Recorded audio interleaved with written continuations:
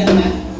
C'était une véritable révélation. Que Dieu te bénisse, maman.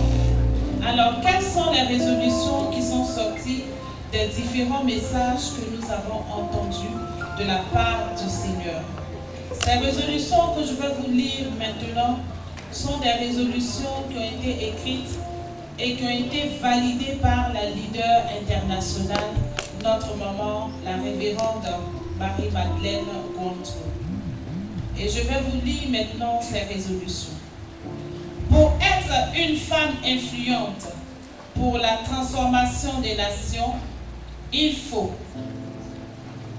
1. Connaître son identité et être authentique. Savoir où on veut aller et être focalisé. 2.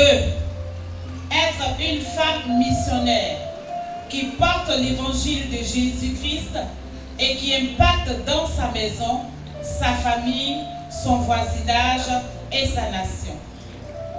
Être une femme qui change, transforme les situations au prix de la prière. Être une femme qui a une relation personnelle et vivante avec Dieu et qui fait de lui sa priorité. 5. Utiliser sa vertu de femme, de mère, de sœur et fille pour influencer. 6.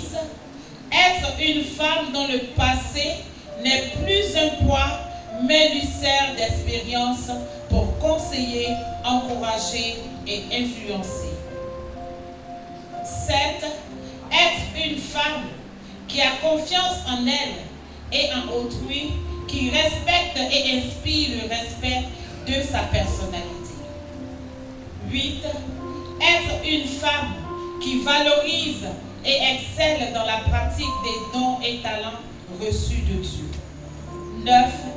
Être une femme vivant dans la joie, quelle que soit la situation de la vie, et donnant de l'amour autour d'elle. 10. Être une femme sage et vertueuse. 11. Enfin, être une femme diligente, travailleuse et audacieuse. Voici les résolutions tirées de la conférence internationale des femmes d'action missionnaire de l'Afrique.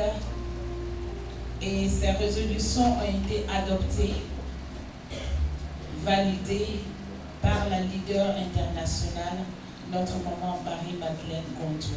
Et toutes les mamans ici présentes, les différentes leaders nationales des différents pays, sont priées donc de se saisir de ces résolutions et de les faire appliquer dans leurs différentes nations.